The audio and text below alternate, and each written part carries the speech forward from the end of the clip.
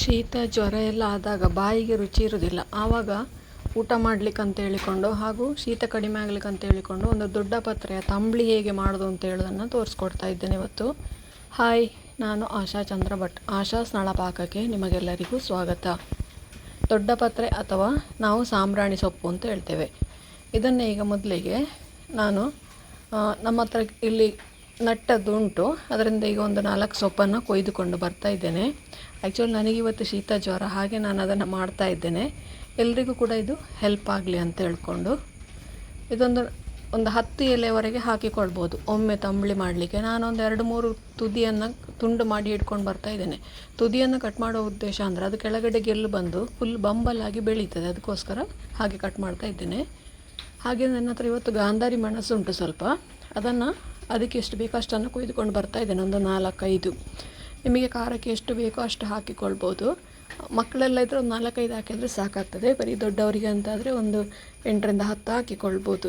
ಹಾಗೆ ಇದಕ್ಕೆ ಒಗ್ಗರಣೆಗೆ ಬೇಕಾದ ಕರಿಬೇವನ್ನು ಕೂಡ ಕೊಯ್ದುಕೊಂಡು ಬರುವ. ಇವಾಗ 1-2 ದಂಡು ಕರಿಬೇವನ್ನು ಸಹ ಕೊಯ್ದುಕೊಂಡು ಅದನ್ನೆಲ್ಲ ಚೆಂದಾಗಿ ತೊಳೆದುಕೊಳ್ಬೇಕು. ಕ್ಲೀನ್ ಮಾಡಿ ಮನೆಗೆ ತಂದು ಬಾಣಲೆ ಬಿಸಿ ಆಗಲಿಕ್ಕೆ ಇಟ್ಟು ಅದಕ್ಕೆ 1 ಟೀ ಸ್ಪೂನಷ್ಟು ತುಪ್ಪ ಹಾಕ್ಕೊಳ್ಬೇಕು.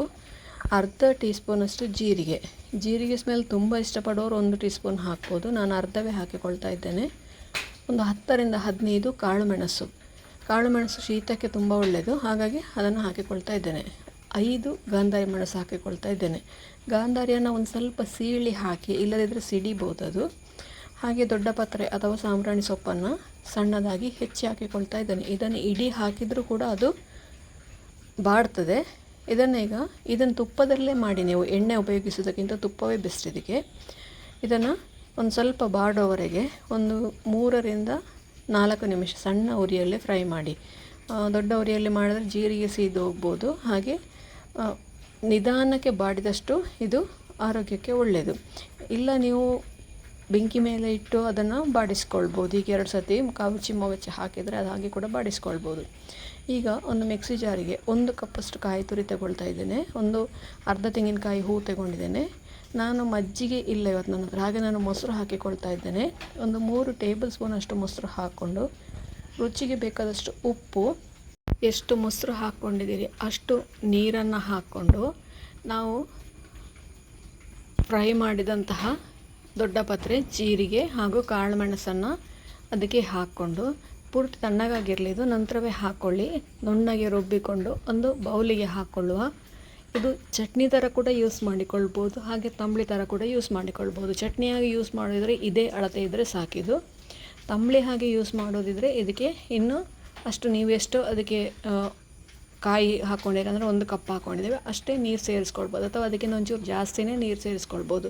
ನಿಮಗೆ ಯಾವ ಹದಕ್ಕೆ ತಂಬಳಿ ಬೇಕು ಆ ಹದಕ್ಕೆ ನೀರು ಸೇರಿಸ್ಕೊಂಡ್ರೆ ನಮ್ಮ ರುಚಿಯಾದ ತಂಬಳಿ ರೆಡಿ ಆಯಿತು. ಇದಕ್ಕೆ ಈಗ ಒಂದು ತುಪ್ಪದಿಂದಲೇ ಒಗ್ಗರಣೆ ಮಾಡುವ. 1 ಟೀ ಸ್ಪೂನಷ್ಟು ತುಪ್ಪ ಹಾಕ್ಕೊಂಡು, ಸ್ವಲ್ಪ ಸಾಸಿವೆ, ಬೇಕು ಅಂತಾದರೆ ಸ್ವಲ್ಪ ಜೀರಿಗೆ ಕೂಡ ಹಾಕ್ಕೊಳ್ಬೋದು. ಇಲ್ಲ ಅಂತಾದರೆ ಸಾಸಿವೆ ಮತ್ತು ಕರಿಬೇವು ಮಾತ್ರ ಹಾಕ್ಕೊಂಡು ಒಗ್ಗರಣೆ ಹಾಕ್ಕೊಳ್ಬೋದು. ನೋಡಿ, ನಮ್ಮ ರುಚಿಯಾದ ಆರೋಗ್ಯಕರವಾದ ದೊಡ್ಡ ಪತ್ರೆ ಅಥವಾ ಸಾಂಬ್ರಾಣಿ ಸೊಪ್ಪಿನ ತಂಬಳಿ ರೆಡಿ ಆಯಿತು. ಶೀತ ಜ್ವರ ಎಲ್ಲ ಇದ್ದರೆ ಬಾಯಿ ರುಚಿಗೆ ತುಂಬ ಒಳ್ಳೆಯದಾಗ್ತದೆ. ಖಂಡಿತ ಇದನ್ನೊಮ್ಮೆ ಟ್ರೈ ಮಾಡಿ ನೋಡಿ. ಹೇಗಾಗ್ತದೆ ಅಂತೇಳಿ ಕಮೆಂಟ್ ಮೂಲಕ ನಮಗೆ ತಿಳಿಸಿ. ಲೈಕ್ ಕೊಟ್ಟು ಶೇರ್ ಮಾಡಿ.